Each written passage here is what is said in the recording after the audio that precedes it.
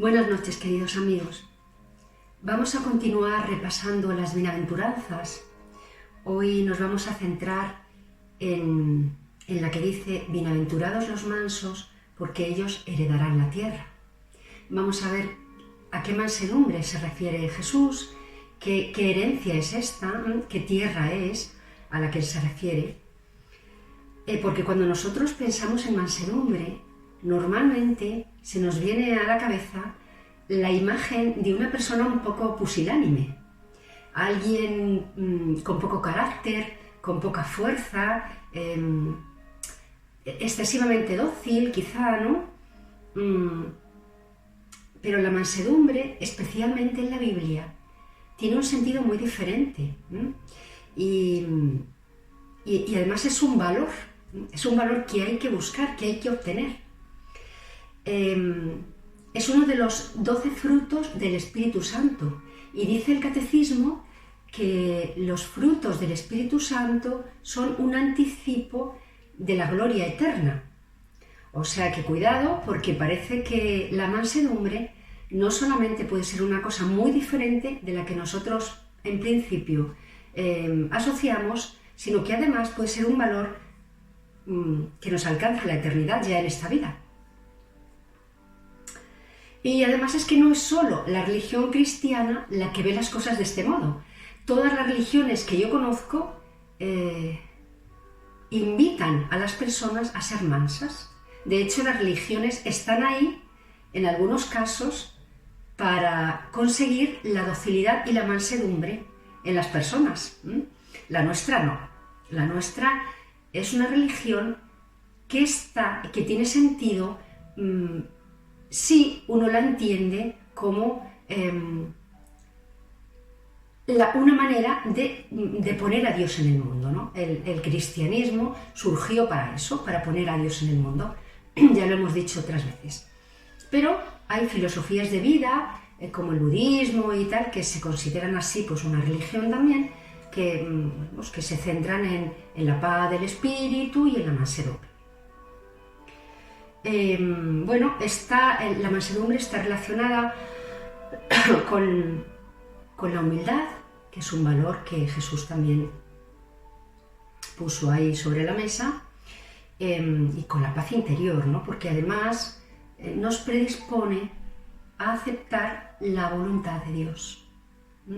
Nos acerca a esa voluntad que está por encima de la nuestra, a esa verdad, a esa manera de hacer las cosas que no tiene que ver con la manera humana, ¿no? con los puños que utilizamos nosotros, la lucha y el esfuerzo y tal, sino que hay veces que para un cristiano la mejor opción no es hacer cosas, sino estarse quietecito.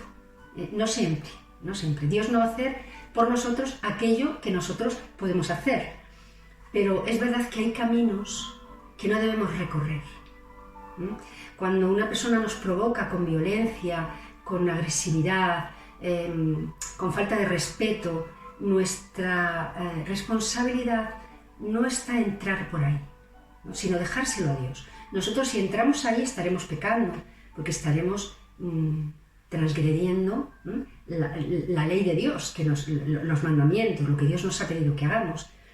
Entonces, cuando el camino sea ese, nosotros lo mejor que podemos hacer es estar callados y esperar que sea Dios, que es nuestro mejor abogado defensor, quien nos defienda y quien nos ayude a salir de esa situación.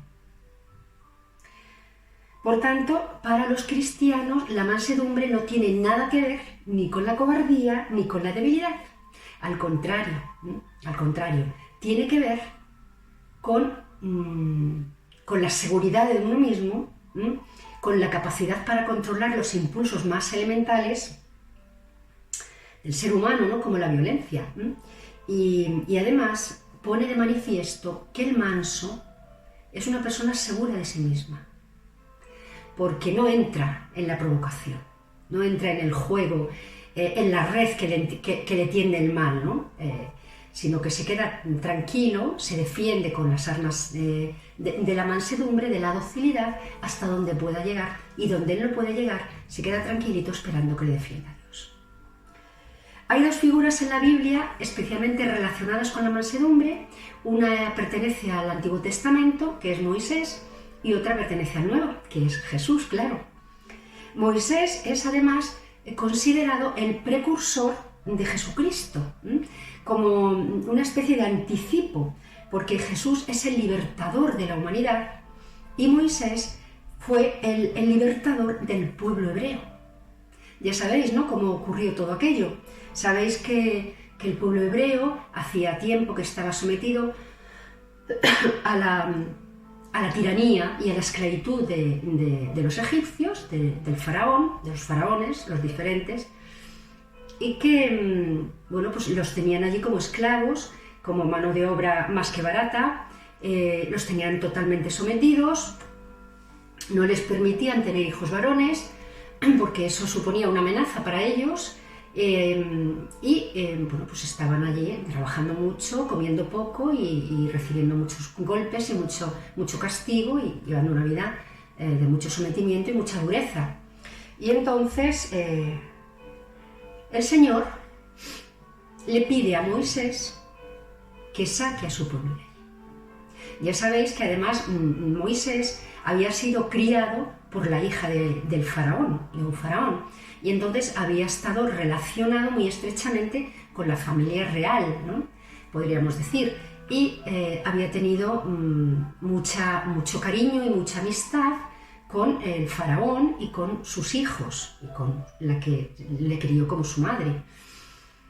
Y bueno, pero llegó un momento en que él empezó a ver la dureza de la vida de los suyos, de los hebreos. Él sabía que era hebreo y se dio cuenta de cómo les trataban y de lo que estaban haciendo con ellos. Y entonces es cuando Dios le pide que los saque de allí y que los lleve a una tierra, a la tierra prometida, a una tierra que yo les daré. Y claro, lo inmediato para Moisés pues es como para cualquiera cuando le ponen una tarea así de pesada y de importante, pues es asustarse, porque además Moisés tenía un problema con el habla. Parece que le había pasado algo en su infancia, no se sabe si un susto, algo, o algún accidente más físico, pero el caso es que parece que tenía cierta tartamudez, tenía cierto problema para expresarse, ¿no? Y entonces cuando el Señor le pide eso, él dice que no, por favor, búscate a otro, no te das cuenta de cómo estoy yo si yo no soy capaz de hablar. Bueno, y entonces Yahvé le dice, no, apóyate en Aarón, en tu hermano, y no te preocupes, ni de lo que tienes que decir, ni de cómo lo vas a decir, que eso déjamelo a mí. El Señor siempre que nos da una tarea, nos da también la capacidad suficiente para llevarla a cabo. Y la serenidad, y pone las palabras en tu boca. Entonces, bueno, pues él ya vio que no podía echarse para atrás y asumió la responsabilidad que Dios ponía en sus manos. Y pues ya sabéis lo que ocurrió, ¿no? Le pidió que hablase con el faraón y que le dijese que ya era tiempo de liberar a su pueblo y que por favor pues que les dejase marchar. Pero el faraón no quiso atender razones y el Señor le fue castigando con diferentes plagas, hasta la más dura de todas, que fue la muerte de todos los primogénitos. Primero le fueron avisando la plaga de la rana, la plaga de las langostas, tal cual. Pero el faraón no se ablandaba, tenía una dureza muy grande de corazón y no se ablandaba. Y al final, pues Yahvé pidió a Moisés que le advirtiera de que morirían todos los animales si no permitía que salieran los hebreos de Egipto. Y esa noche murieron todos los animales. Y como tampoco se ablandó, pues le amenazó con dar muerte a todos los primogénitos del país. Y mandó a los hebreos que pintaran las jambas de sus puertas con sangre, para que la muerte pasara de largo y no matase a los primogénitos de los hebreos. Así que todos pintaron las jambas de sus puertas de sangre y a la mañana siguiente pues amanecieron muertos todos los primogénitos de Egipto, incluido el hijo del faraón. Y bueno, en ese estado de desesperación, cuando ya había visto pues las consecuencias tan espantosas que conllevaba continuar con los hebreos y que probablemente estaban protegidos por su Dios, tal como ellos decían, los dejó marchar, pero los dejó marchar y se arrepintió también. Ya sabéis, cuando llegaron al Mar Rojo se abrieron las aguas para que ellos pudieran pasar, y cuando se acercaban los carros de los egipcios se volvieron a cerrar y murieron todos ahogados, todos los que había allí. Bueno, el caso es que vemos en Moisés una mansedumbre muy parecida y una misión más o menos parecida a la que después tuvo Jesús. Jesús llevó de manera perfecta y plena esa misión más adelante, ¿no? Y ahora lo vamos a ir viendo, ¿no?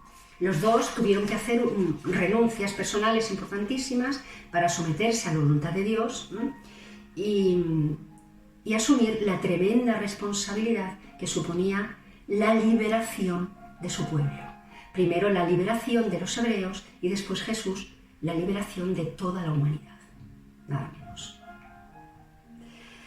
Y Jesús vemos que también tuvo mucho sufrimiento y tuvo muchos momentos de dolor en los que pedía que por favor pasara de él ese cáliz. Si es posible, aparte de mí este cáliz, le decía el Padre, pero no se haga mi voluntad, sino la tuya. Y Moisés y Jesús es curioso, ¿no? Porque en esta bienaventuranza, del mismo modo que Moisés conduce a su pueblo hasta una tierra nueva, hasta la tierra prometida, Jesús nos promete que por la mansedumbre heredaremos la tierra. Heredaremos la tierra. ¿Qué tierra? Pues la tierra nueva, la que Él inaugura, la Jerusalén celestial de la que ya hemos hablado a veces, ¿no? Y dice además, heredarán. ¿Quiénes heredan? Los hijos. Es decir, que Jesús nos está diciendo que el manso, el que heredará la tierra, es aquel que tiene la misma naturaleza de Dios, la naturaleza del Padre, es decir, que es su Hijo, y por lo tanto está en condiciones de heredar aquello que pertenece al Padre. ¿Qué se heredaba antiguamente? Pues la tierra. ¿Qué heredamos nosotros? La tierra nueva, la Jerusalén celestial. Y además Jesús lo hace de un modo maravilloso, porque la posesión de la tierra es en todas las culturas, y en el Antiguo Testamento también, siempre un motivo de mucho conflicto, de mucha violencia, de mucha guerra. La tierra nunca se obtiene sin violencia, la tierra no te la regalan así porque sí. La tienes que conquistar, siempre es una invasión, siempre es una conquista que conlleva lucha, que conlleva guerra, que conlleva sufrimiento y que conlleva sangre.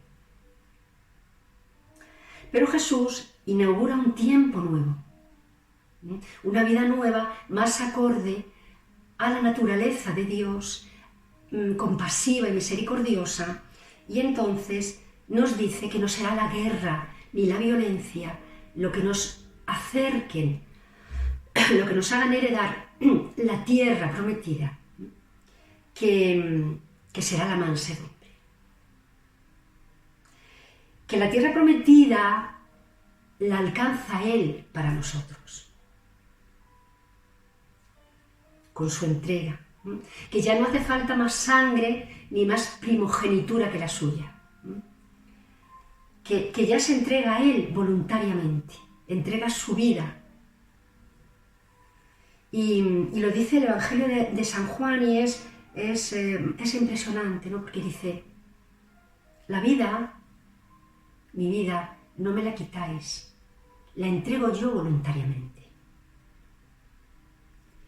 Y esto es el amor hasta el extremo, porque Jesús ahí en esas circunstancias prefiere ceder la vida, soltarla, entregarla antes que acreditarse a sí mismo, antes que autoafianzarse, ¿no? Jesús es el manso entre los mansos y con su muerte en la cruz, con su sangre, salva a toda la humanidad y ya no es necesaria más violencia. Ya no es necesario más sangre, ya no tenemos que pintar las jambas de las puertas para que la muerte pase de largo. Jesús inaugura un tiempo nuevo, el tiempo de la mansedumbre, y lo inaugura con su vida. Es el manso entre los mansos, el que prefiere abandonarse entre los abandonados, callarse ante los golpes, las injurias, las ofensas, las humillaciones, y muere absolutamente deshecho, pidiendo perdón y en total mansedumbre. Cuando Jesús nos pidió que lo imitáramos, no nos dijo: aprended de mí, imitadme en mis milagros, haced milagros como yo. Nos dijo: aprended de mí a ser mansos y humildes. Y eso es lo que se nos pide para alcanzar la eternidad, la vida eterna en total felicidad y en total plenitud. Y claro, es maravilloso, ¿no? Porque cuando uno se pone despacito a mirar las Escrituras, empieza a encajar todo esto, ¿no? que oye en las homilías, que dice el catecismo, que tal. Empieza ahí a entrar en lo que dice la palabra de Dios y se da cuenta del sentido tan bello y tan profundo que tiene todo. Y es una pena, ¿no? Porque los cristianos tenemos como asignatura pendiente la palabra. O sea, hay muy pocos cristianos familiarizados con la palabra de Dios, con la Biblia. De hecho, yo creo que la inmensa mayoría no sabe manejar una Biblia. Muchos de los cristianos que van a misa, y no te cuento ya si no van, pero incluso de los que van a misa no saben manejar una Biblia. Ni saben a qué se refería el Señor cuando hablaba de mansedumbre, ni qué clase de tierra nos prometió. Por eso es tan importante que nosotros dediquemos un tiempo a la palabra del Señor, a la oración y también pues, a leer su palabra y a escuchar lo que nos tiene que decir, que es siempre muy revelador, muy enriquecedor para nosotros. Bueno, amigos, pues que el Señor os haga mansos, que el Señor nos haga mansos a todos. Qué buena falta nos hace, porque nos cuesta mucho la mansedumbre, nos cuesta mucho fiarnos del Señor, dejar que sea Él quien luche por nosotros, dejar que sea Él quien lleve las riendas de nuestra vida. Y rápidamente pues nos ponemos en guardia cuando alguien nos falta el respeto, cuando alguien nos aborda con violencia, para responder con la misma violencia. Ahora ya sabemos que el camino no es ese, que por ahí no vamos a llegar ni a la paz interior, ni a la humildad a la que estamos llamados, ni a la plenitud a la que estamos llamados. Que nuestro lugar está en la mansedumbre, está en la confianza en Dios, está en dejarnos conducir tranquilamente, como Él se dejó conducir a la cruz, sin oponer resistencia, hasta la Jerusalén celestial, y vivir junto a los ángeles y junto a los santos la gloria de Dios, participar de la mesa del Señor. Pues esto es todo, espero que os haya servido un poco, que os haya animado a buscar la mansedumbre y a confiar, ¿no? en la voluntad de Dios, que sabe mucho más que nosotros. Os emplazo a la siguiente, que probablemente será mañana, y os envío un abrazo muy fuerte y muy lleno de cariño. Hasta mañana, si Dios quiere.